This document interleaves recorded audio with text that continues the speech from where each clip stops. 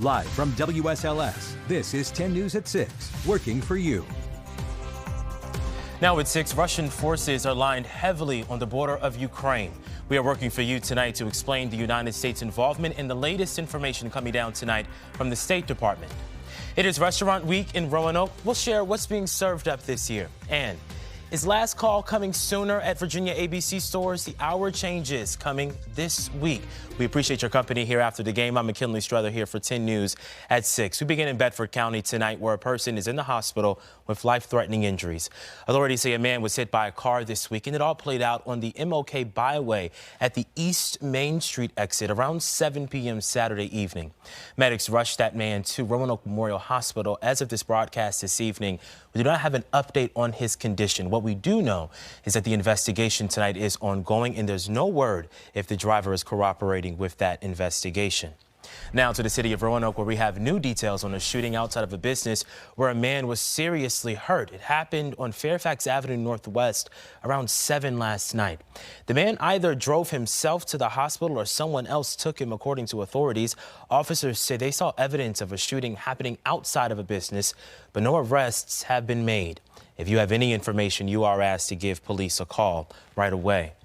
A man from Nelson County is wanted for shooting at a car. This is 52-year-old Jonah Jr. Meredith. He is considered armed and dangerous tonight. If you know where he could be, you are asked to call 911 or your local law enforcement agency.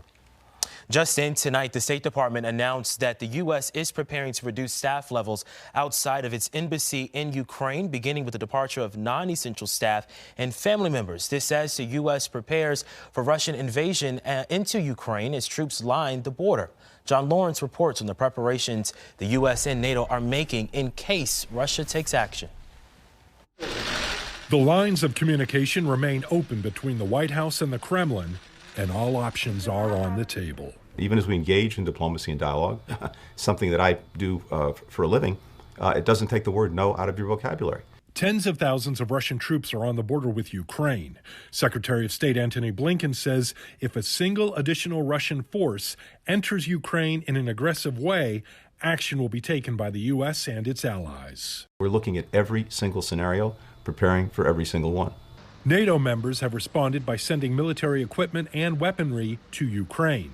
Meanwhile, back in Washington, members of both parties agree Moscow should be penalized. We do need to go ahead and impose sanctions on Russia now. We need to show them that we mean business, and we will be there for Ukraine should they invade. Once an invasion happens, lives are lost. You can't go back from that. We should take up and pass a bipartisan bill that will show resolve and determination and apply some sanctions now. But the very strongest sanctions, the sorts of sanctions that we use to bring Iran to the table, is something that we should hold out as a deterrent. And both parties are still hoping cooler heads will prevail. I'm John Lawrence reporting. Just yesterday, the UK accused Moscow of preparing to install a pro-Russian leader in Ukraine's capital. Russia responded by urging the UK to stop engaging in provocative activities. People in Lynchburg may not have water this evening, and that is all thanks to a water main break in that city.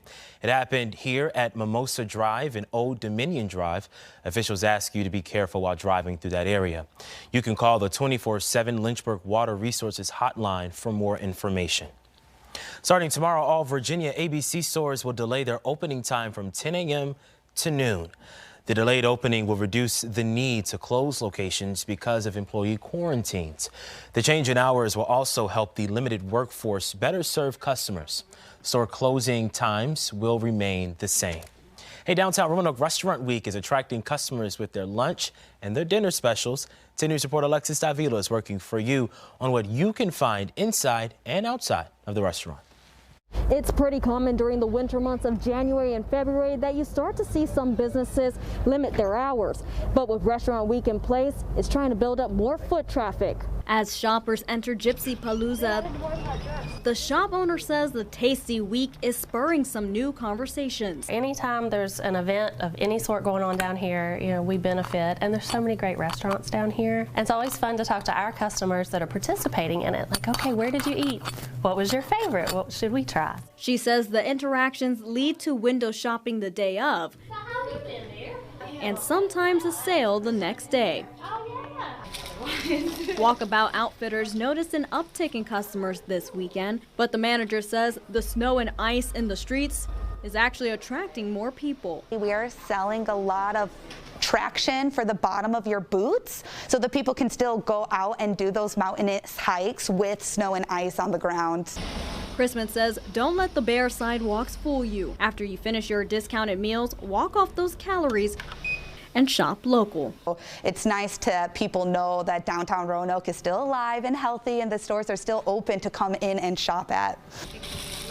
In Roanoke, Alexis Davila, 10 News, working for you. We have more information on Roanoke Restaurant Week on our website, WSLS.com. We'll have to take a quick break. When we come back, we'll get you a check of your forecast with meteorologist Delaney Warden.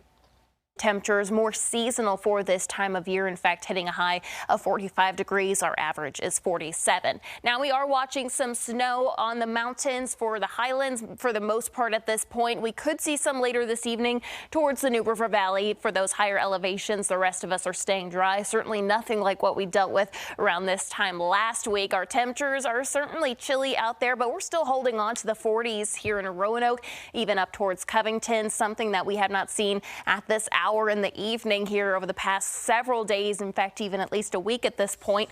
35 over in Blacksburg, 39 in Lynchburg, and as you head towards Lewisburg, 36 degrees. Over the next few hours, our temperatures are going to be fairly steady to drop, reaching into the mid-30s right around 9 p.m., holding on to those partly cloudy skies as we head into the overnight hours and even really throughout the day tomorrow. A few hints of some sunshine throughout the day certainly also possible. We're seeing 20s by tomorrow morning, 26 in Bedford, along with Lynchburg. 15 is one of our colder spots in Hot Springs. For the most part, though, we're staying out of the teens for the rest of the region. So again, not as cold, but still cold out there. Our temperatures will be returning to the 40s as we head into the afternoon. Also seeing those partly cloudy skies throughout the day. In the afternoon, our highs are going to be mostly into the 40s. Again, areas like Hot Springs, you're going to hold on to those colder temperatures. 35 for you, 48 over in Danville. These are just temperatures that we have not seen very much of here over the past several days. So a warm welcome,